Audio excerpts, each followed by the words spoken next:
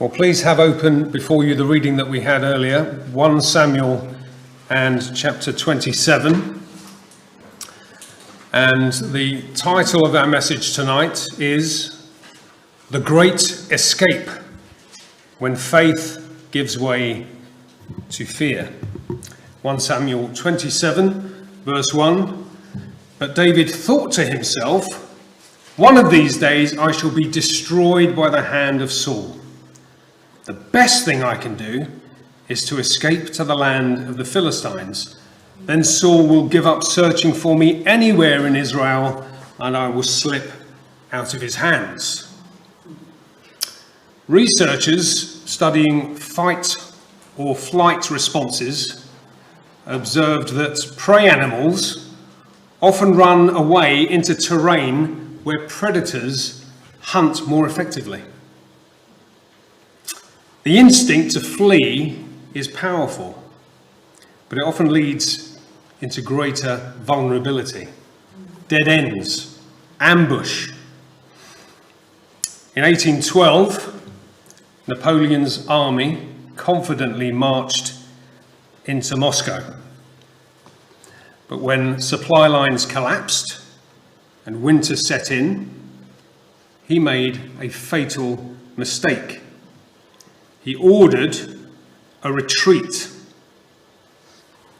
Now, the retreat exposed his army to extreme cold, starvation, disease, and relentless attacks. What began as a strategic withdrawal turned into a catastrophic collapse. Fear of being trapped replaced clear judgment. And escape multiplied danger rather than reducing it. Now, for Napoleon, retreat felt like survival. In reality, retreat was the deadliest decision of all. But what about David? Where did he go wrong? Well, like Napoleon, David had come to the conclusion that desperate times call for desperate measures. Rather than continuing to trust God to preserve him, as God had already done on multiple occasions, David decided instead to trust in his own instincts. His mind was made up. There was one thing for it. He needed to perform the great escape. Now, I wonder tonight whether any of us are feeling a bit like David. Are any of us feeling under so much pressure, maybe invisible to everybody else, but inside you're feeling under so much pressure that you're seriously thinking about escaping? Escaping from the Christian life. Escaping from Christians. Are any of us on the verge of making what could turn out to be the costliest decision of our lives? And we've got 5 points tonight. And the first is, I'm a Christian, get me out of here. Now, I'm a celebrity, get me out of here. It's not something I encourage anybody to watch, but it is on the television. It's called a reality TV show where people who used to be celebrities compete for survival in a jungle environment. And the challenges are horrendous. Their instinct is to avoid the trials by making a swift exit, but the one who endures to the end is crowned King or Queen of the Jungle. What a title. Now, none of us go through life floating on a bed of roses, do we? We face trials and tribulations, fightings and fears within, without, and they can make or break us. So how do we perform under mounting spiritual pressure? Let me ask you a question. Have you ever noticed how much easier life is when someone's not trying to kill you? Have you noticed that? But when an enemy has us in their sights, when we are facing unprecedented pressure, making the right decisions suddenly gets a whole lot more complicated, doesn't it? Circumstances that once demanded a fairly straightforward binary choice can, under pressure, turn into a very confusing labyrinth, a maze we become lost in. Decisions driven by fear rather than by faith, pressure rather than prayer, following gut instinct rather than divine instruction. And they are highly likely to lead to disaster. When faith gives way to fear, fear paves the way for failure. But before we get too critical of David, we must put ourselves in his shoes, or sandals in his case. David is emotionally and psychologically exhausted, isn't he? He's tired. He's tired of constantly outrunning and outwitting Saul. Worse still, David has run out of spiritual steam. Do you feel like that sometimes? And his spiritual compass is broken. As faith evaporated in the heat of Saul's pursuit, fear became the driving force of his life. The man whose heart once beat after the Lord's is now marching to the beat of a very different drum, the drum of fear. Rather than holding on to the promises of God and walking by faith, what does David do? He gives in to his feelings and runs. His dominant thought is, get me out of here. But rather than addressing that plea to God, he seeks counsel from his own heart. Verse 1, but David thought to himself, one of these days I shall be destroyed by the hand of Saul. The best thing I can do is to escape to the land of the Philistines. Then Saul will give up searching for me anywhere in Israel, and I will slip out of his hand. So what does he do? Point number 2, escape to the country. Now that's a more pleasant program if you're so inclined to watch it. Have you watched this program? You know, people who are tired and weary of the hustle and bustle of life in city centres, and they want to escape to the tranquility of rural life in some idyllic part of the country, maybe Dorset, where all their troubles will just melt away. Sounds perfect, doesn't it? Have you ever felt like that in the Christian life? Maybe you're struggling with that thought right now. You started the Christian life with such energy, such fire, such determination to serve the Lord no matter what. The battles you fought, the victories you won, the Goliaths you slew. But as life goes on and the trials get harder, escape seems like the perfect remedy to all life's ills. Like David, we conclude that the best thing I can do is to escape to the land of the Philistines. Life becomes uncomfortable. Discomfort breeds discontent. Discontent erodes faith. And when it shrinks, it gives way to fear. It's the downward spiral of unbelief, isn't it? And the top of that step, that top step of the descending spiral staircase, is what? A faithless thought that keeps reoccurring, and it moves from the back of your mind to the forefront of all your thinking, and your heart comes up with a cunning plan. Verse 1, but David thought to himself. And the Hebrew there literally says he spoke to his heart. He's holding an internal conversation with himself. Do you do that? You talk to yourself? You're willing to admit that? And in flight mode, you end up talking yourself into a dangerous course of action that you're convinced is the right thing to do. The best thing I can do is to escape. Not one of the things I could consider, but the very best. Maybe tonight you're not a believer. And I'm using that phrase because I'm optimistic that God will change your mind and your heart. But maybe you too feel like you're being pursued.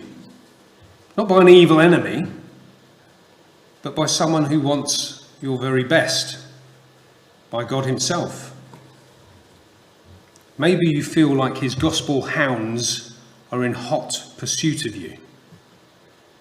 And sometimes they feel so close, you can almost feel them snapping at your heels. You can feel the heat of their breath. And this sense of urgency from God's side is making you feel uncomfortable. You wanted to be in control of the tempo, but you sense the Lord is pressing you for commitment. And you thought maybe coming to church would pacify him. But it seems he wants more. More than just your casual interest and distant curiosity about the Christian faith.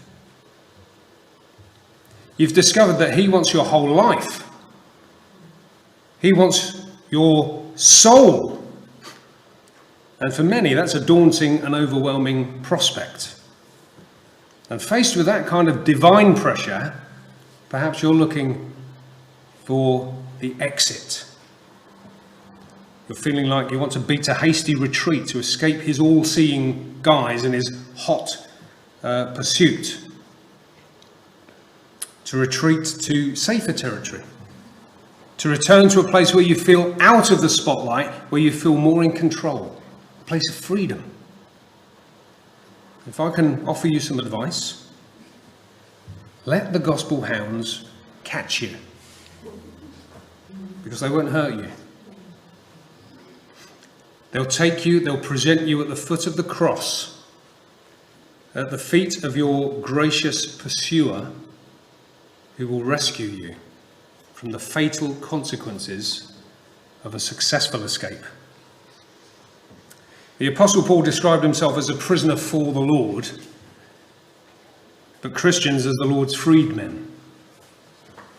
Now, if you want true freedom, freedom from selfishness, freedom from sin and sinful habits, freedom from doubts and unbelief, freedom from God's judgment, because that's coming, you must surrender yourself to Christ's custody. As a police officer, I once led a team of officers in a manhunt. A very dangerous, violent criminal was on the loose. He'd committed a horrendous crime, and we were relentless in tracking him down. Pretty much every single address that he had any connection to had its door smashed in, and we went in looking for him. We didn't find him there, but one day he got so fed up with us pursuing him that he handed himself in. And that's what I would suggest we all do. Hand ourselves in to Christ. Don't wait for him to come to us in judgment. As Jesus said, if the Son sets you free, you shall be free indeed. But whether you're a Christian or a non-Christian tonight, are you feeling the heat? Are you feeling overwhelmed? Are you looking to escape? Well, David felt that same instinct, and what started as a thought didn't stay that way for long. Point number 3, pattern recognition. And when people experience danger and survive by escaping, the brain logs that response as the solution. Pattern recognition then shortcuts future decisions. Same feeling, same response. Research on pattern recognition in decision making shows that humans often reuse familiar decision templates instead of reassessing the situation, especially under stress. Make it make sense is a phrase that has recently entered the modern vernacular, hasn't it? I don't know if you've heard that. Make it make sense. It's a way of saying a person's line of thought or course of action seems illogical or contradictory. And what David does next makes no sense at all. It disregarded previous failure, defied his faith, undermined his integrity, his reputation, and his credibility. Verse 2, so David and the 600 men with him left and went over to Achish, son of Maok, king of Gath. Now, does this ring a bell? Do you remember what happened in chapter 21? From verse 10, I'll read it to you. That day, David fled from Saul. This is the first time when he's fleeing from Saul, and he's on his own. Where did he go? He went to Achish, king of Gath. How did that work out for him? But the servants of Achish said to him, isn't this David, the king of the land? Isn't he the one they sing about in their dances? Saul has slain his 1,000, and David his tens of thousands. David took these words to heart and was very much afraid of Achish, king of Gath. So he pretended to be insane in their presence. He lost all dignity, didn't he? And while he was in their hands, he acted like a madman, making marks on the doors at the gate and letting saliva run down his beard. Achish said to his servants, look at the man, he's insane. Why bring him to me? Am I so short of madmen that you have to bring this fellow here to carry on like this in front of me? Must this man come into my house? We've been here before, haven't we? David's been here before, but he didn't recognize the pattern. Fleeing to Achish last time nearly cost him his life. And yet in his faithless panic, fleeing Saul and heading once again to Philistine Central made perfect sense to him. But it doesn't make sense. Fleeing hostile territory to enter enemy territory doesn't make sense, does it? Now, no doubt David was thinking, my enemy's enemy is my friend. But jumping out of the frying pan only to land in the fire is not a sensible escape strategy. The question is, have we made the same mistakes as David? Do we recognize this pattern in ourselves? When the pressure mounts and we want to engage the escape valve, activate the escape hatch, what do? What do we reach for? Do we find ourselves falling into the same old ways, the same old habits, the same old sins? Do we sometimes feel entitled to some respite from the Christian life, from the demands, the expectations, the discipline it demands? How does it manifest itself in our lives? What do we do? Comfort eat? Comfort drink? Comfort click on those websites? And rather than meeting the people of God, do we sometimes just stay at home? Stay at work? Absent ourselves from church to what? Ultimately please ourselves. After all, we may say and try to convince ourselves, you don't have to go to church to be a Christian. But that's poisonous thinking. That's a recipe for spiritual shipwreck. And if you're not yet a Christian, do you find yourself falling into the same pattern of sin? Do you recognize those things, those pleasures, those pursuits that drag you further and further away from God and plunge you deeper and deeper into sin? Sins you feel guilty about, at least for a moment. But after that initial feeling fades and those same temptations return, you find yourselves falling for them every time. I wonder, do we default like David to the same pattern of offending? Point number 4, worth the risk. When David fled to Achish, not only did he once again risk his own personal safety, but he exposed his family and his followers to potential disaster too, didn't he? Sin, like a disease, is contagious, and it infects more than just ourselves. But did the gamble pay off? Was it worth the risk? Well, initially, it did seem successful, didn't it? Verse 3, David and his men settled in Gath with Achish. No rejection, a welcome. Each man had his family with him, and David had his 2 wives, Ahinoam of Jezreel and Abigail of Carmel, the widow of Nabal. And, how about this? When Saul was told that David had fled to Gath, he no longer searched for him. He'd been welcomed by Achish, and Saul stopped pursuing him. It couldn't have gone any better. It was a master plan. Without reference to his God, David had put himself out of Saul's reach. And he was getting on with King Achish like a house on fire, wasn't he? It even built up a royal legacy, verses 5 and 6. Then David said to Achish, if I have found favour in your eyes, which he clearly had, let a place be assigned to me in one of the country towns that I may live there. Why should your servant live in the royal city with you? So on that day, Achish gave him Ziklag, and it has belonged to the kings of Judah ever since. So against all the odds, David had made himself at home in the home of his enemy. Verse 7, David lived in Philistine territory for 1 year and 4 months. Now I wonder whether we, like David, are prone to misinterpret providence. When Jonah famously fled from God's presence, what did he find? He found a boat ready and waiting to take him to Tarshish.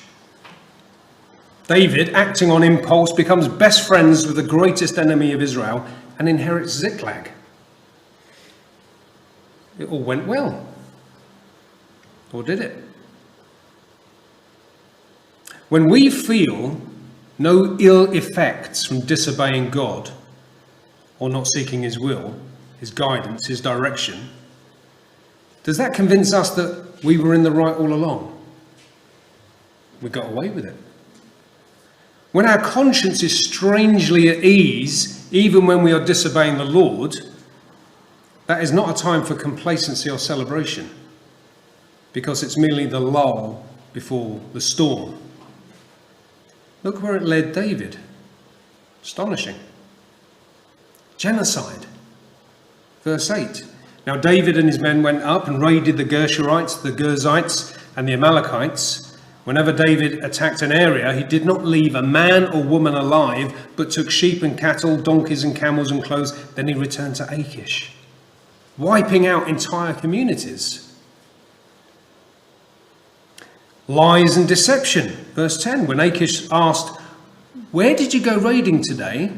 David would say, against the Negev of Judah, or against the Negev of Jerahmeel, or against the Negev of the Kenites. He told them he was attacking Israelites. He did not leave a man or woman alive to be brought to Gath, for he thought they might inform on us and say, this is what David did. And in turn, it leads to entrenched and deadly habits. Verse 11, and such was his practice as long as he lived in Philistine territory. Sinful choices lead to deadly consequences.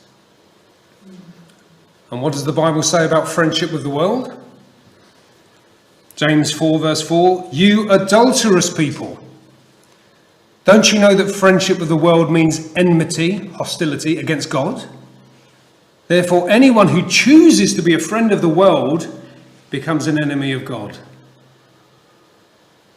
Is that what David wanted? Had he given it a moment's thought? But that was the course he was on, wasn't he? Verse 12, Achish trusted David and said to himself, he has become so obnoxious to his people, the Israelites, that he will be my servant for life. That's a terrible thing that's happened to David, isn't it?